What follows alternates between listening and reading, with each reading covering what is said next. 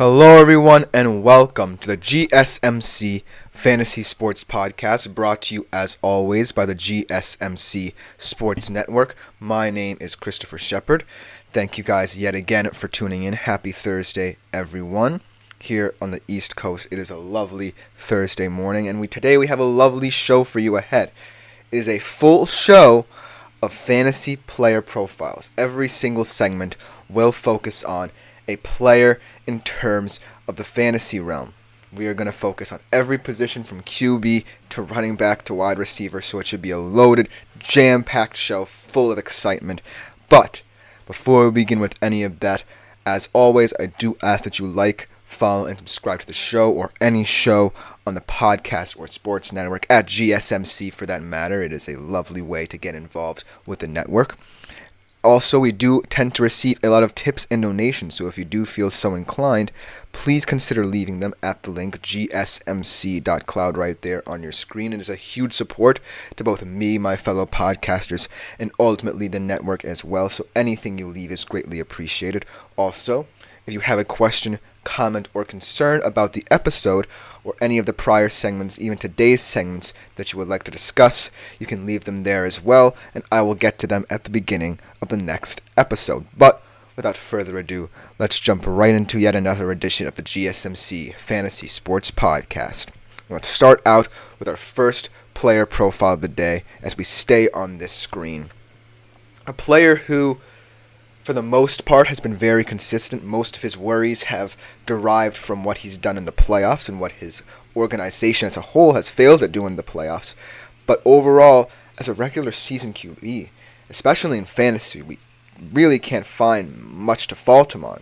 And so I thought, why not start up the show right with a player who, much like some other players that we've mentioned before, like Josh Allen and Patrick Mahomes at the QB position, is really one of the more stable options for you to roster in your fantasy squad. So without further ado, the player in question is Mr. Dak Prescott of the Dallas Cowboys. Now, Dak Prescott has really come under scrutiny more for his success during the regular season and how it doesn't necessarily translate to the postseason. However, the regular season is what matters in fantasy because that is where the bulk of the games are played. You don't necessarily have to worry about a QB's playoff performance, even if your league does tend to go into the playoffs. But in terms of regular season QBs and in terms of the fantasy realm, there has been no one better than Dak Prescott, especially last season. So let's just get into his stats and explain why, shall we? Dak Prescott has accrued 2,167.8 fantasy points across his career. His best season was last year, where he garnered 342.84 points. Another important stat to know is that he led all QBs in touchdown passes and completions, and most importantly, he finished inside the top 3 in terms of fantasy scoring, right at the QB3 position. Last year, he was also second in completion rate, second in passer rating, and 6th in yards per attempt. And he has fantastic projections for next season. He's projected to go for 4,161 yards, 30 touchdowns, 13 interceptions, and also a nice little year on the ground they're projecting him to have, with 229 rush yards and 2 TDs on the ground, for a total of 304.3 points. Also, important note, based on his fantasy performance from last year, he finished at the top 4 QB in fantasy 7 times. So as you can see, Dak Prescott is the model of consistency for what a fantasy QB can do for you. Now, in terms of concerns, I really don't have any. Whereas a guy like Josh Allen, you're always worried about the turnovers and the negative impact it could potentially have on your fantasy squad. Dak Prescott has shown that throughout the regular season, he can handle the pressure. Now, the caveat is the Dallas Cowboys don't perform in the playoffs as often.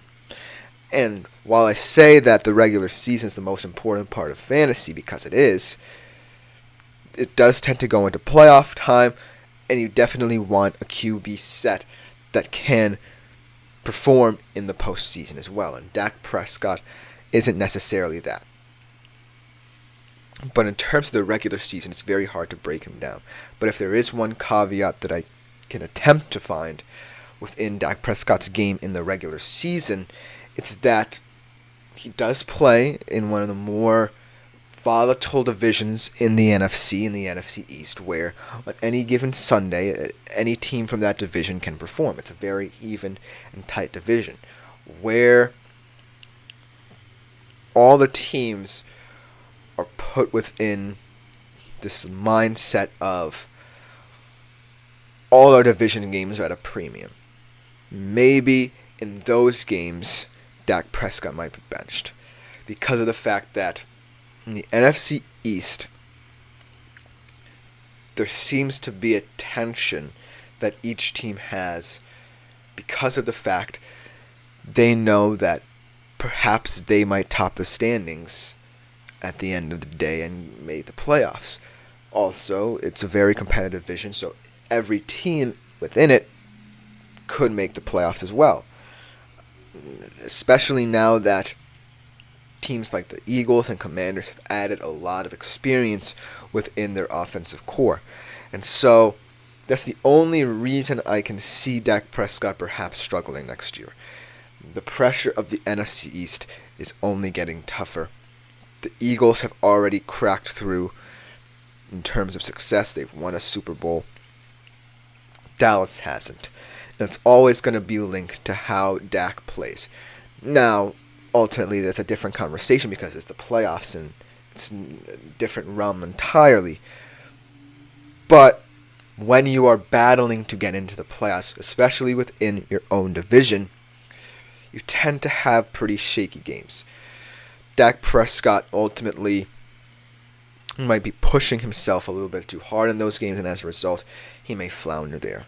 Another caveat that I find within not just Dak Prescott, but the Dallas Cowboys system is obviously Mike McCarthy. Now, we can credit Mike McCarthy all we want for leading the Cowboys to the playoffs in so many years, almost every single year that he has been with the organization.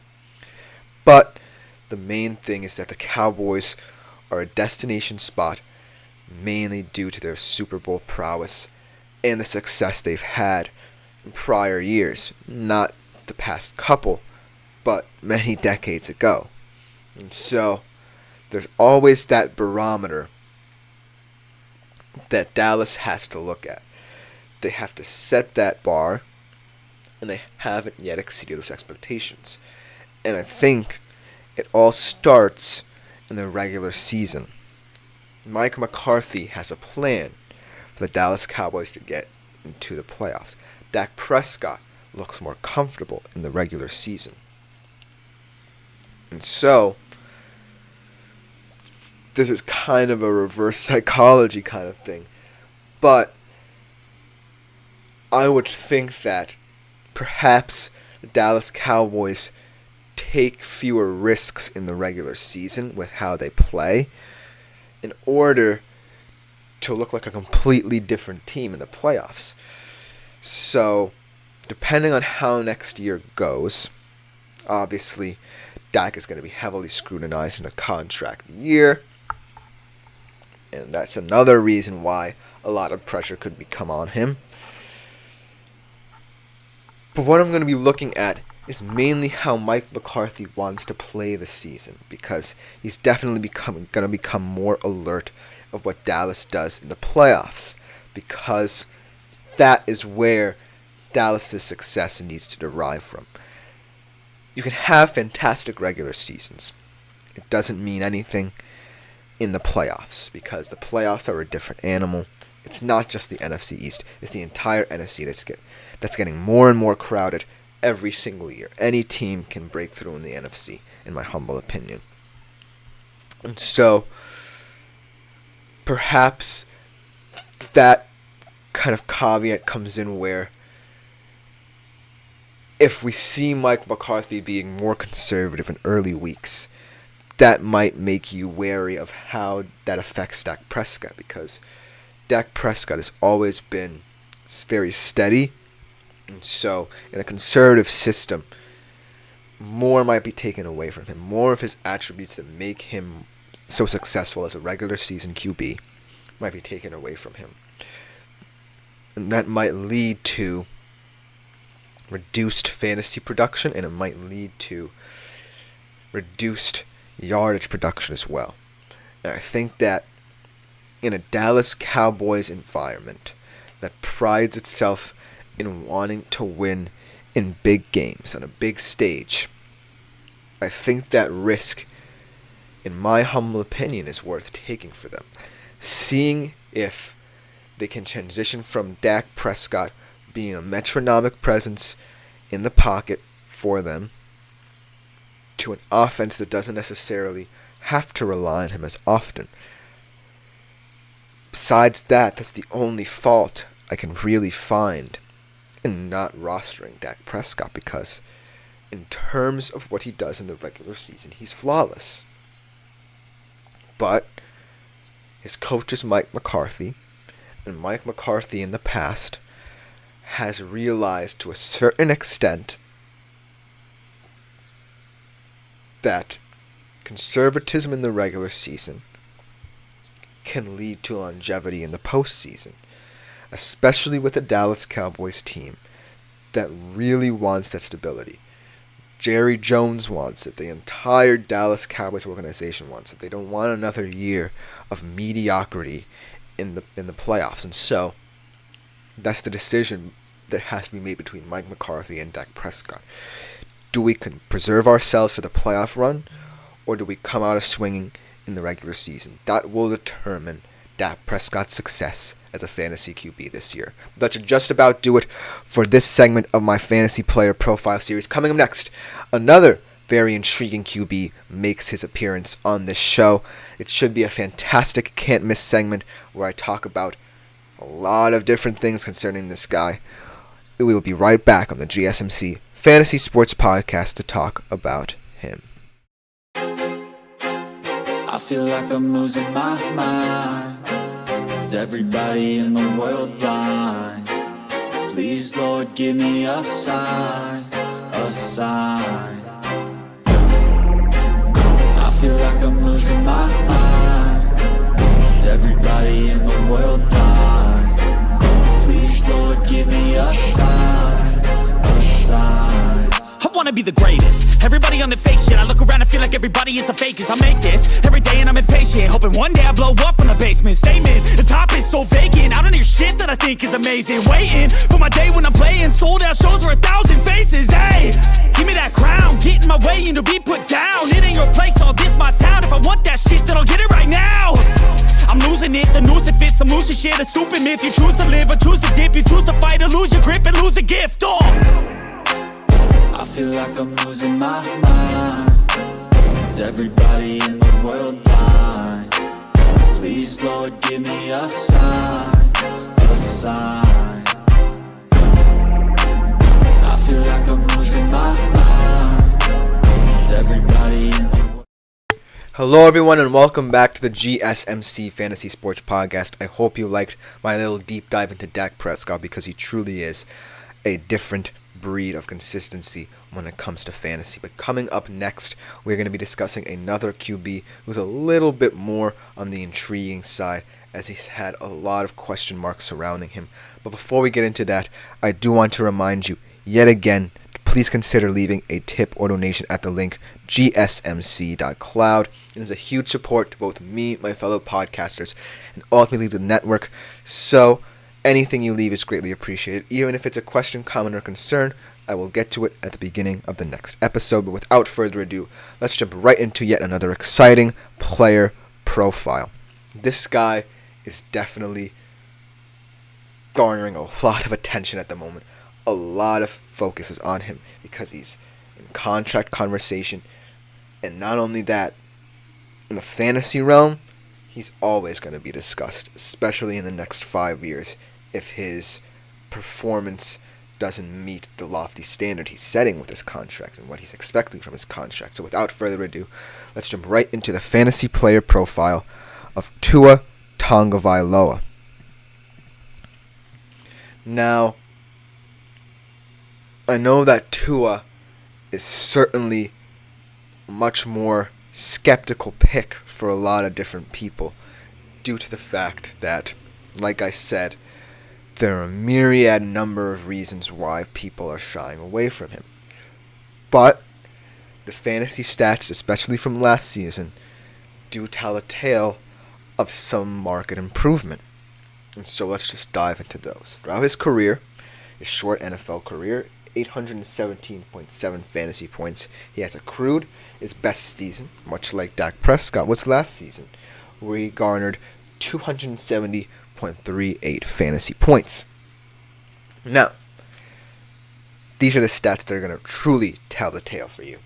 In the first 8 weeks of the 2023 NFL season, Tua Tagovailoa was QB5 in fantasy scoring per game. He averaged 302 pass yards per game and 2.3 touchdowns per game and 20 fantasy points 4 times. But from that week onward, he ranked as the QB 20, only averaging 245.3 yards and 1.2 touchdowns. So as you can see, a very uneven year from Tua Tagovailoa, where we can't really gauge how much progress he truly made.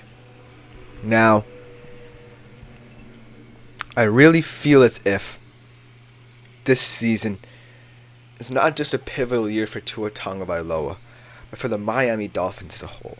Because if you invest so much money into Tua and he underperforms and does not exceed expectations, that makes you look kind of foolish. Because Tua Tagovailoa is the risk you took at QB. When you picked him at number 5, you knew all about his injury history at the University of Alabama. You saw a really scary incident happen a couple years ago when he was dealing with concussions and the like.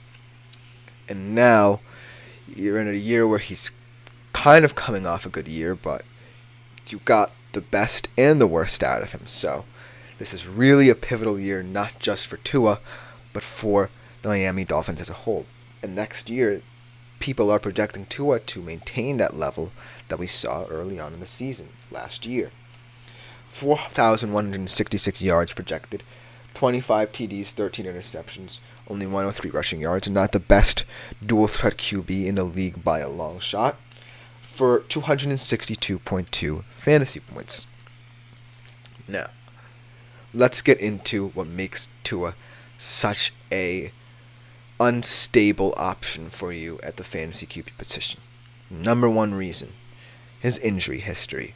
Now, I would like to say that's not entirely Tua's fault that these injuries have befallen him.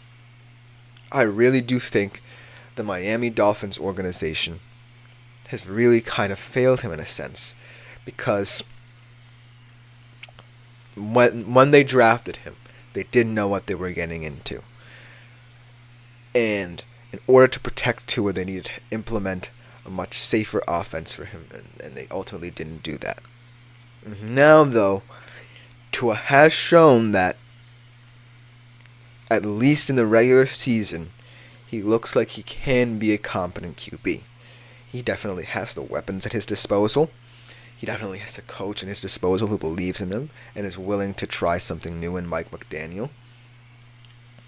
And he certainly has the ability to get big pass yards due to the fact that his receivers are brilliant after the catch as well. We went over this a couple episodes ago when we were talking about the AFC East and the Miami Dolphins. A lot of Tua's yards have come in yards after the catch. And that's another reason why I want to bring up another caveat: his arm strength and his accuracy. Now, in order to succeed in the NFL, you don't necessarily have to have the best deep ball as a QB, because there are a lot of different ways you can attack the field as a quarterback. You've got the screen game, you've got the short to intermediate areas of the field, and of course, should you be ambitious, you do have the deep ball as an option, and Miami certainly has the weapons to throw the deep ball. But I do feel as if Tua's effectiveness as a QB stems from the fact he's very comfortable, especially as a left-handed QB, in the short to intermediate areas of the field. Because I know from experience as a lefty, when you are throwing the football as a lefty, certain things get taken away from you. You have a different blind side, you have a different way of processing the field. You don't necessarily see things that a right-handed quarterback might see. And so I really think that in order for Tua to thrive, short to intermediate areas of the field are his bread and butter. They should be his go-to areas of the field where he can immediately process and get the ball out quickly, because that is another thing that will really help Tua succeed, is being able to process the field quickly as possible and get the ball out in a timely manner so that turnovers can be prevented at the very least. But that is ultimately one of the things that makes Tua so hit or miss. And when he does that, can he do it effectively on a week-to-week basis for you? But here's the positives. Like I said, Tua has every single weapon at his disposal that he needs, and the Miami Dolphins are predicated on speed. Tua doesn't necessarily have to have the strongest arm. He just has to get the ball into a place where he can allow his teammates to catch the ball and get yardage and touchdowns. Ultimately, that positively affects his fantasy numbers as well. And so, Tua's main thing is timeliness. Tua just needs to be comfortable. And from what we've seen in the past, there have been seasons where he was very uncomfortable to the point of injury, very harrowing injuries, might I add. But last season was kind of checkpoint in Tua's career, where it gave the Dolphins a basis, a foundation, to see if Tua can truly progress. Now, the AFC, as always, is crowded, especially this division. The Jets are back. The Bills, I still think, are going to be good despite their losses at the wide receiver position. The Patriots are an afterthought. So it's going to be those three teams battling it out. What I want to see from Tua is not just growth and understanding that his limitations can actually benefit him, but also, how do I lead this offense in a timely way? Because I think that the Dolphins, as much as they're predicated on speed, they're predicated on tempo. They ultimately want to set the pace of the game. They want to batter opposing defenses, much like we saw early on in last season when they were putting up points at very high tallies. And so, Tua's success next year in real life and in fantasy comes down to being able to comfortably lead them on a week-to-week basis in a timely fashion and not worry about what might limit him. Because if Tua starts thinking, hey, maybe I'm not as good at throwing the deep ball, I should fall back on this, that's how teams get him. That's how teams can key in on him. Because they know now that Tua definitely has the potential to be one of those guys who you have to fear throwing the football, but they also know his weaknesses. And so Tua has to understand that his weaknesses are also his biggest strengths. If he realizes that, then he's primed for success. If he doesn't realize it, it could be very much like what we saw last season, where he's off to a fantastic start, but things get a little shaky mid-season. That should just about do it for my fantasy player profile of Tua Tagovailoa. I hope you guys liked it, because Tua is a very critical part of the fantasy realm right now in terms of fantasy QBs. But coming up next, we are transitioning yet again to running backs. A very exciting running back in particular, in a new home with new standards. Who it is, you're going to have to see right after this break on the GSMC Fantasy Sports Podcast.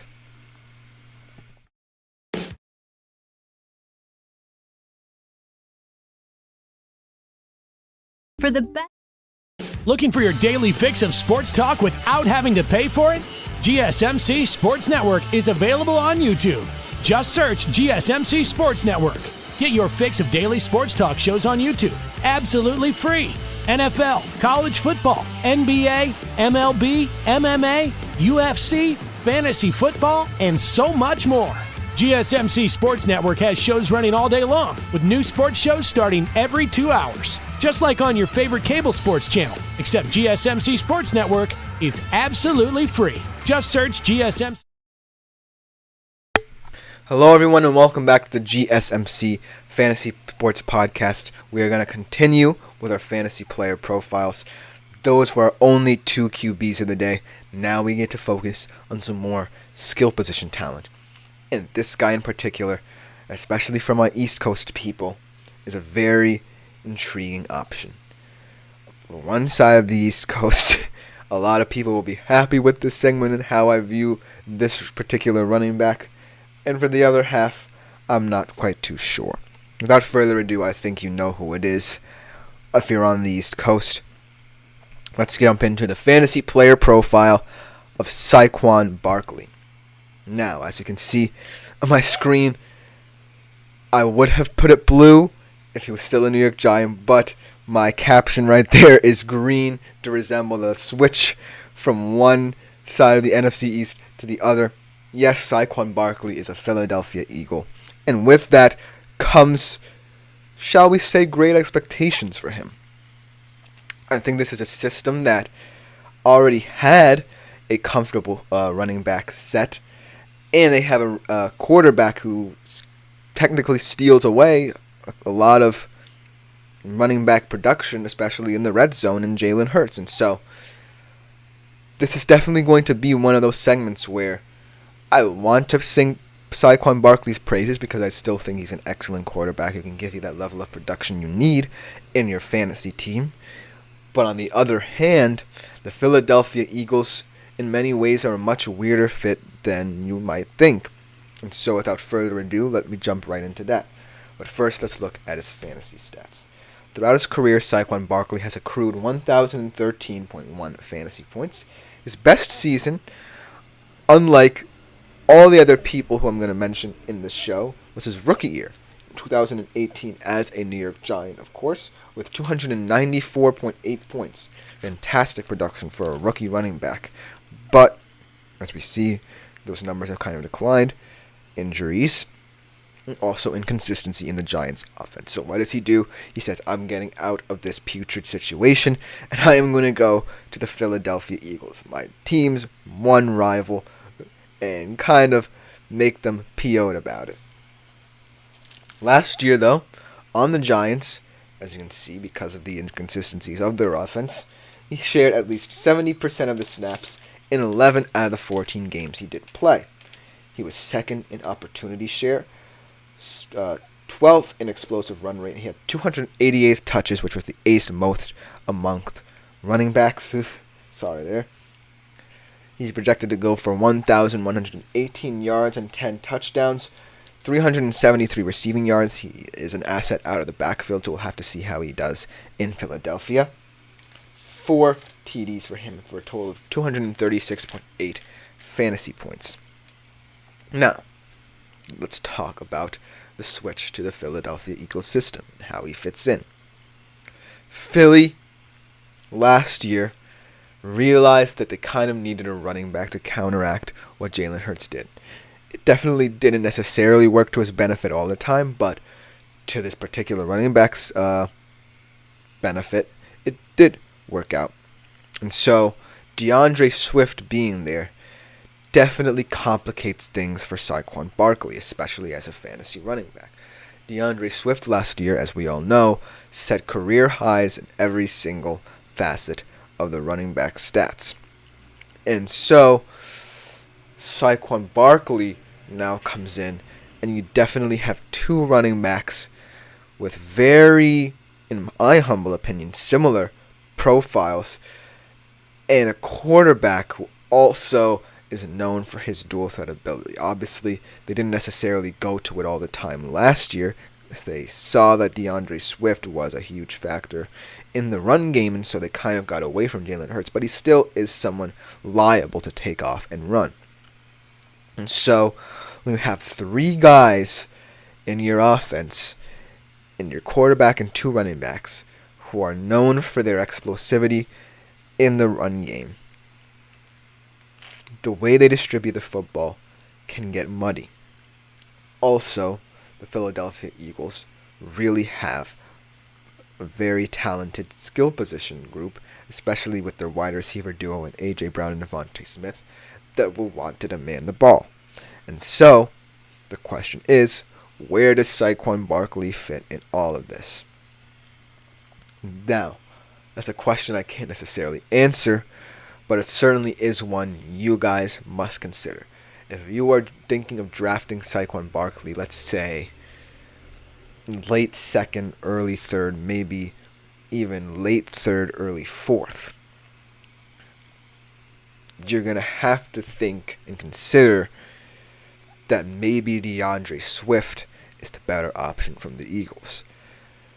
Now, I'm not saying Saquon will not live up to those projections, but I am saying that I certainly don't think the Eagles will want to make DeAndre Swift unhappy when he's at an all-time high in his career. He's in a good place.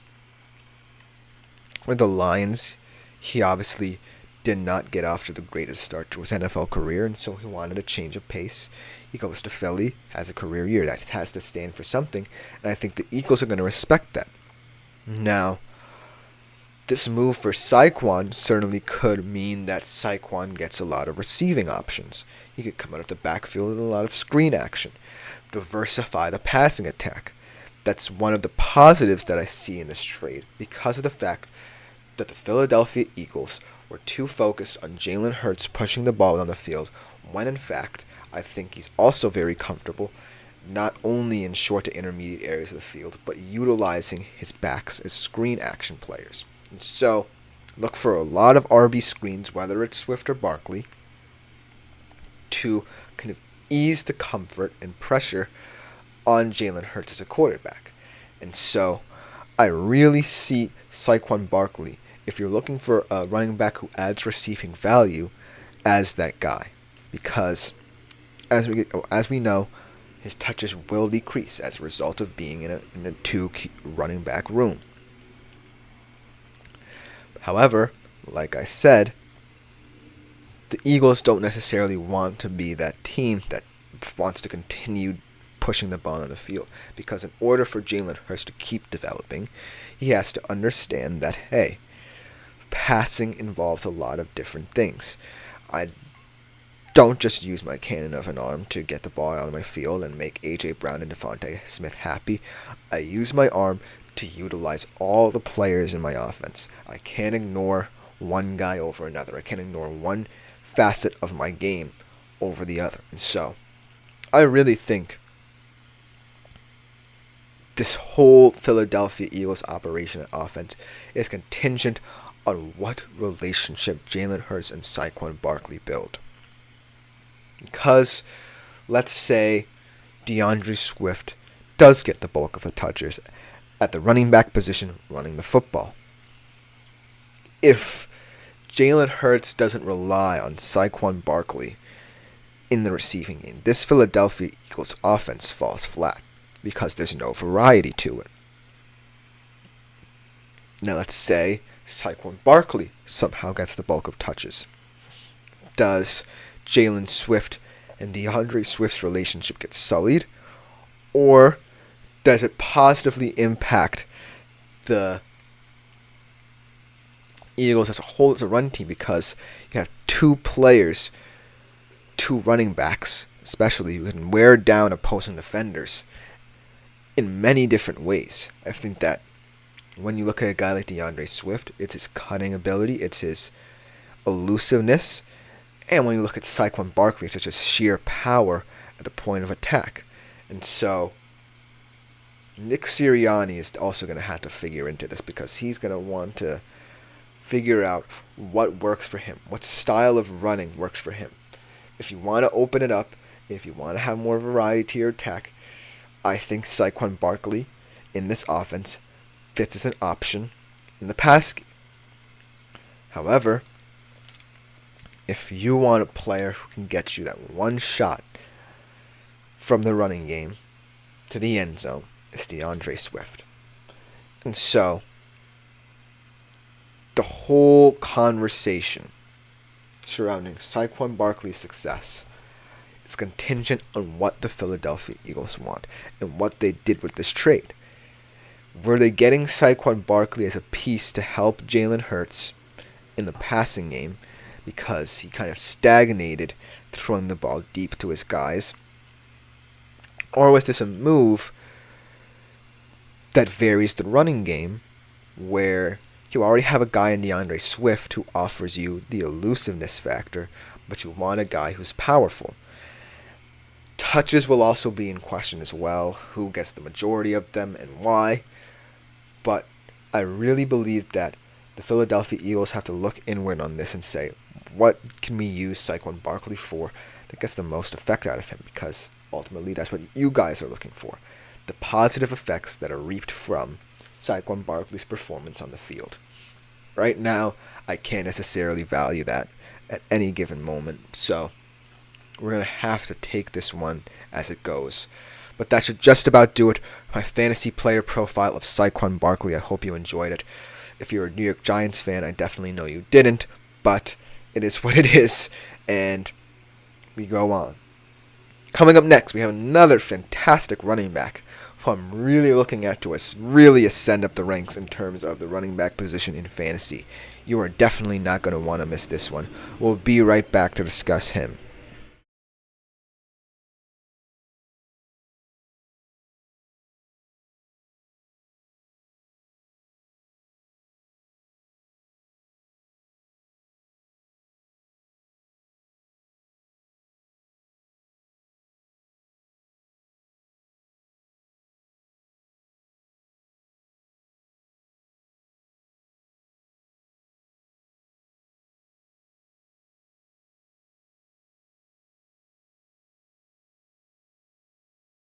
For the best and latest podcasts available anywhere, go to the podcast app on your cell phone and type in GSMC to access free content-rich podcasts on health and wellness, book reviews, sports, entertainment, relationships, social media, movies, technology, finance, and even weird news. Subscribe and download the GSMC Podcast Network's family of shows, available everywhere podcasts are found. Hello everyone and welcome back to the GSMC Fantasy Sports Podcast, brought to you as always by the GSMC Sports Network. We are in the home stretch of today's show, but we do have two fantastic segments to conclude it. Starting off with another running back who I really have high hopes for this season, especially in a similar situation as Saquon Barkley, where his offense is going to want more variety. And that, of course, the Detroit Lions' second-year running back, Jahmyr Gibbs.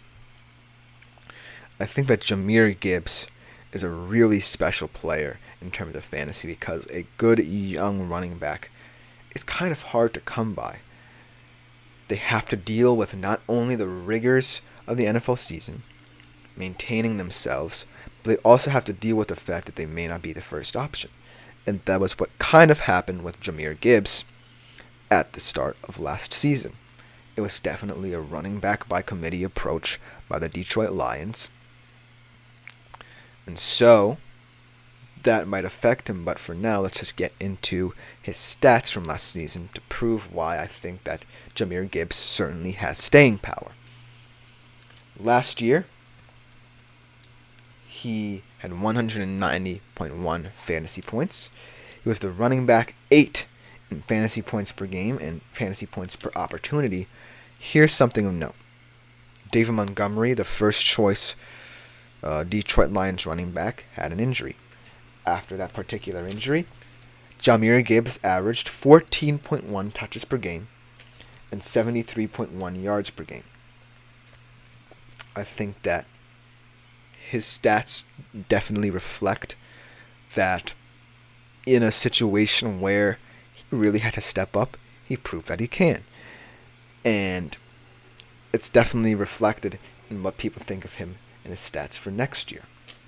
903 yards projected for next year, 9 touchdowns, 398.6 receiving yards. So he's a very valuable asset, not just in regular fantasy formats, dynasty leagues, super flex leagues, what have you, but in PPR leagues as well. Only 1 touchdown, though, receiving, so as you can see, He's still a fantastic receiver, but not necessarily in the red zone. But if it makes it a little bit easier to take, then he probably won't get you touchdowns from receiving games. He was 7th in targets, 8th in receptions, and 16th in receiving yards last year amongst all running backs. So as you can see, Jahmyr Gibbs is a rare blend of balance and versatility at such a young age. And in his second season, I really think that should the Detroit Lions start to value him a bit more, he gets more opportunities, Jahmyr Gibbs is going to launch into the stratosphere next year. I think that we are potentially looking at a running back 5 next year situation for Jahmyr Gibbs. Now, let's talk about the Lions offense. Because similarly to the Eagles offense, you have 2 guys in Jahmyr Gibbs and David Montgomery at the running back position who both bring very drastically different player profiles. David Montgomery wants to run in between the lines, get yards through his power and poise, yards after contact especially. He's kind of like the Saquon Barkley of the Lions attack, whereas Jahmyr Gibbs is kind of DeAndre Swift. He's more flashy. He wants to get outside the numbers. He wants to attack defenses mainly through his elusivity and his ability to make cuts. And also, Jahmyr Gibbs is the one who, in my humble opinion, has more receiving value.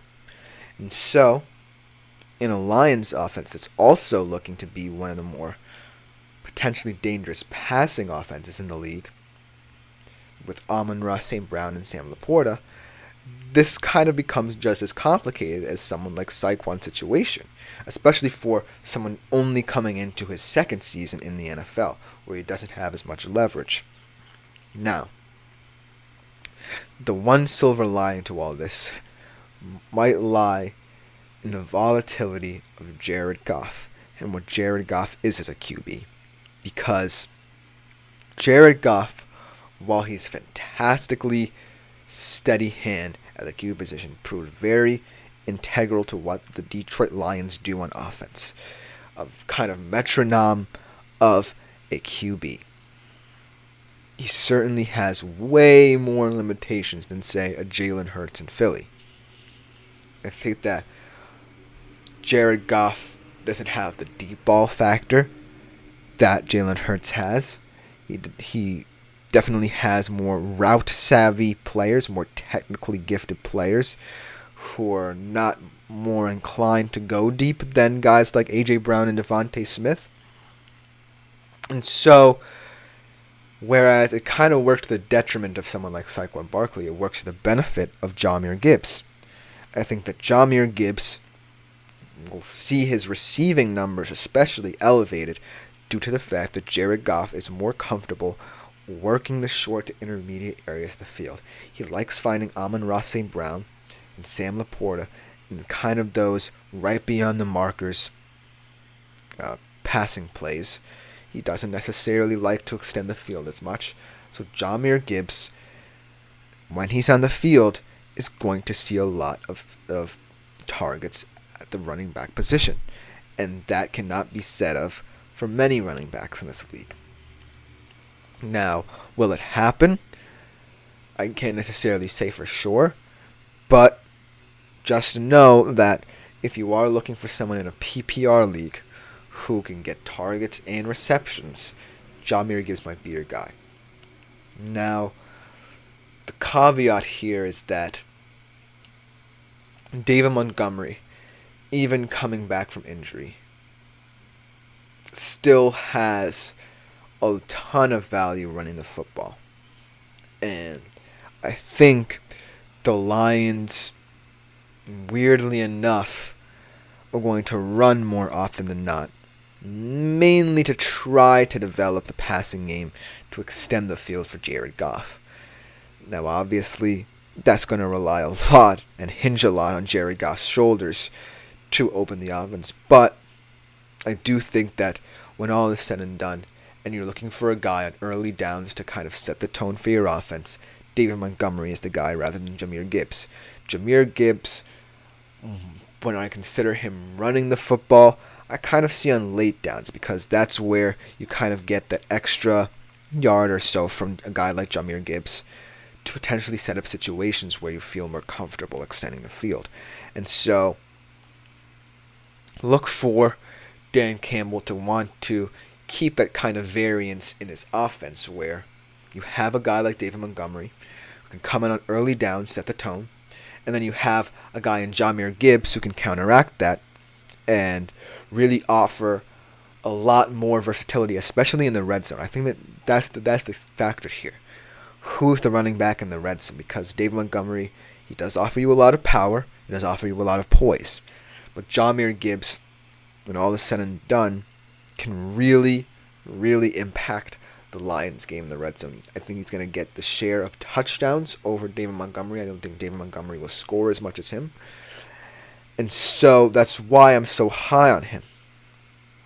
However, I do think that the Lions are in a transitional point where they realize that in order to make some of the risks they want to take, because the Lions are definitely going to be one of the risk-taking teams in the league, I really think that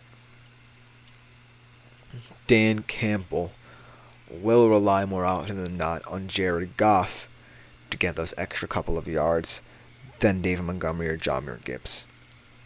We saw in the second half of the NFC Championship game where neither of them really got that many touches in the second half. They really seemed to want to force the ball down the field. That might lead to the detriment of their offense as a whole, and it also leads to the detriment of these two running backs who really are the foundation of your offense. Without them, Jared Goff might not even be able to spread the ball in ways that he can. And so I really think that Jahmyr Gibbs, if he's allowed to, can be a tempo setter, a tone setter at the running back position, especially in fantasy, because I think that if he's given the keys to the car in the backfield, he's going to launch into the stratosphere. I think that Jahmyr Gibbs right now is in a very, very pivotal point in his career. He wants to prove to Dan Campbell that, hey, I know you want more variance in your attack. I know you're trusting Jared Goff with your offense a lot more. But I can be a huge part as to why not only you, but Jared Goff is successful as well. I offer a lot of different assets and a lot of different abilities, and I think we can make this work. And so, as Jahmyr Gibbs grows, look for him to be one of the most coveted options on fantasy boards. That's just about do it for this segment on Jahmyr Gibbs. I hope you guys liked it, because I really, really think very highly of Jahmyr Gibbs. But to conclude today's show, we are concluding with our first wide receiver. In fact, the wide receiver one from last year in terms of fantasy. You don't want to miss it. We'll be right back to conclude with that segment on the GSMC Fantasy Sports Podcast.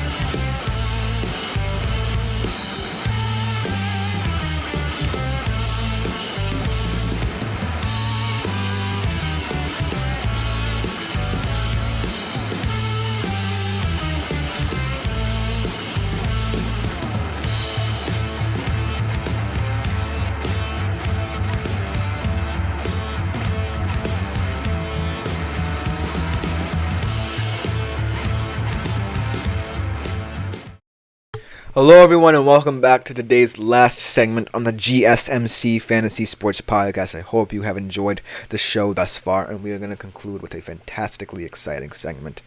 A guy who finished top of his position, the first wide receiver we're introducing on the show.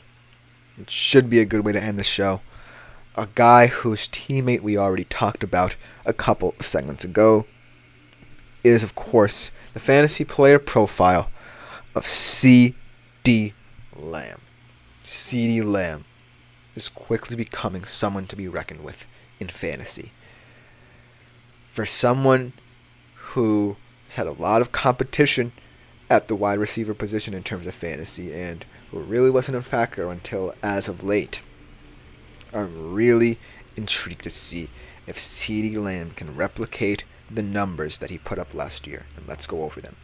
Throughout his short career, he's already accumulated 754.3 fantasy points, his best season, much like almost everyone on this episode outside of Saquon Barkley, was last year. 268.2 fantasy points for him. Wide receiver 1, of course, in fantasy points per game. Here's a fascinating stat to know that I was looking up. He surpassed 100 receiving yards in 7 of his last 12 games he's played, including one of his breakout performances of last year in Week 17, where he went off for 227 yards. He ranked 4th out of 81 qualified wide receivers in target share, 5th in yards per route run, and 8th in first downs per route run, and he finished as a top 12 PPR player twice before the bye, and was ultimately a career high year for him. Next year as well is looking to be another year where he can maintain that wide receiver 1 status, as he's projected to go for 1,528 yards, 9 touchdowns for 220.9 points. Now, CeeDee Lamb, much like his teammate Dak Prescott, who I talked about earlier, is one of those guys who is faultless. In the regular season, CeeDee Lamb is the picture of consistency. Now, here's the thing about a guy like CeeDee Lamb. In a position group that is very crowded, especially at the top of the rankings, with some guys who I'm going to talk about tomorrow, I think that in order to maintain your fantasy status, you have to be good in at least 2 areas. Your targets and your yardage production. Because targets ultimately are what's important in a PPR league where wide receivers are even more heavily valued. And yards just produce a lot of fantasy points no matter what in terms of fantasy formats. CeeDee Lamb has that. However, another important factor, maybe a little bit less so than the other ones, is touchdowns. Now, I know it's kind of weird to say that CeeDee Lamb kind of lacks in the touchdown department, but here's the thing. The best part about the Cowboys' offense is that in the red zone, they can be very heavily effective because they can spread you out in a lot of different ways. So you have to worry about not just CeeDee Lamb, but a guy like Jake Ferguson and Brandon Cooks. And there's no better red zone receiver than CeeDee Lamb.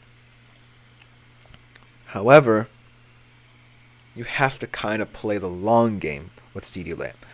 Do you want the CeeDee Lamb that puts up huge yardage numbers? A guy who in 7 of his last 12 games has exceeded the 100 receiving yards mark?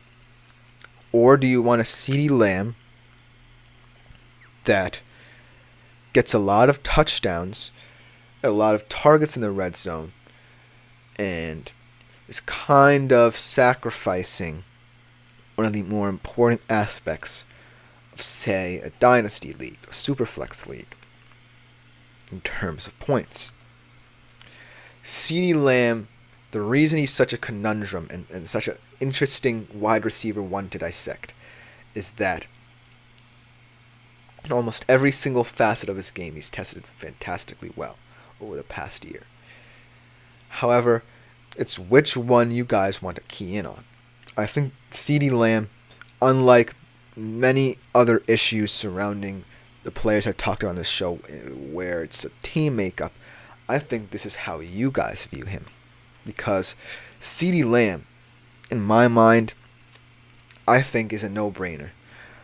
I have nothing but positive things to say about him. I can't think of one true caveat that would really affect a guy like CeeDee Lamb, except for maybe in the red zone. But I think it's how you guys view him. Because let's say you're in a dynasty league. Let's say you're in a good old-fashioned points league or something like that, playing ESPN Fantasy. ESPN Fantasy is kind of the standard. I don't know what you guys play, but let's say you're in that. In ESPN status, CeeDee Lamb would always be around the 20 to 25 point range. Very solid for a wide receiver, especially in, say, an ESPN league.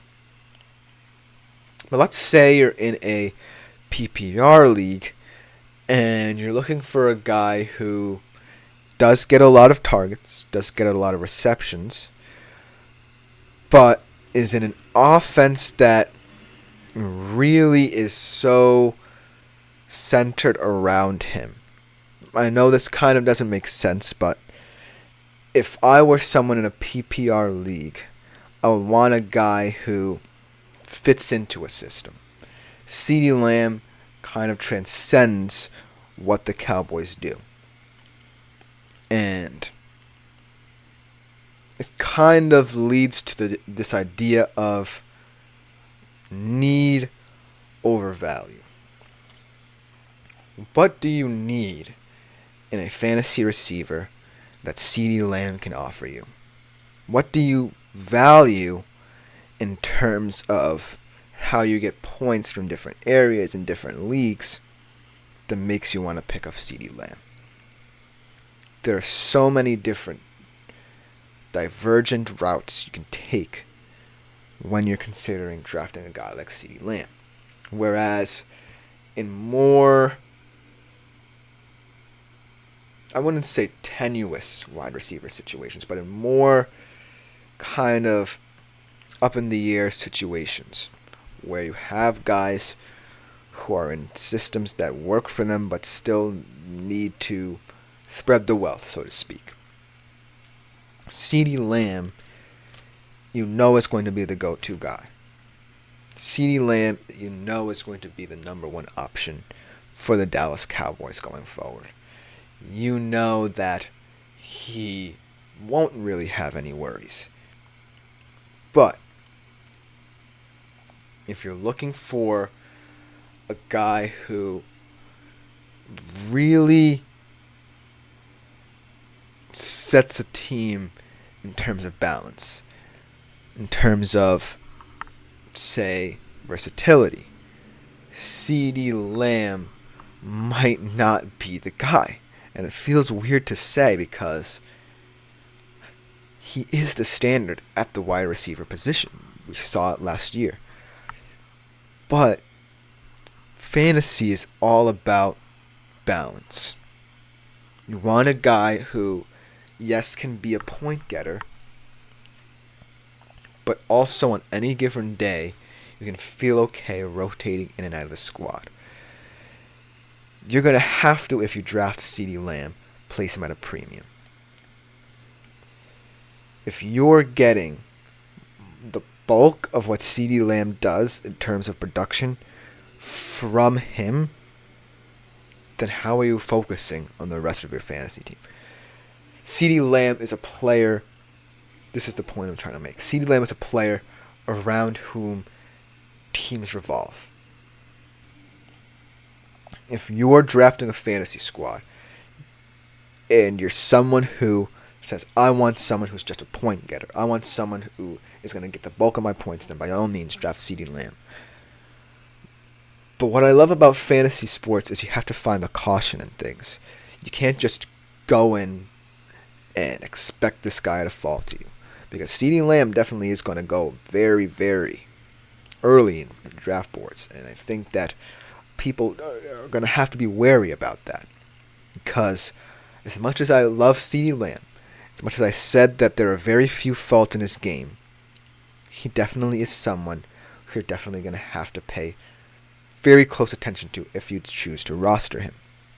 Mainly due to the fact that CeeDee Lamb is such a special player who has such a special way of doing and excelling in what he does best that I really don't think it's to your benefit to just go out there and get someone like him. Because by all means, he is going to score 20 to 25 fantasy points a game.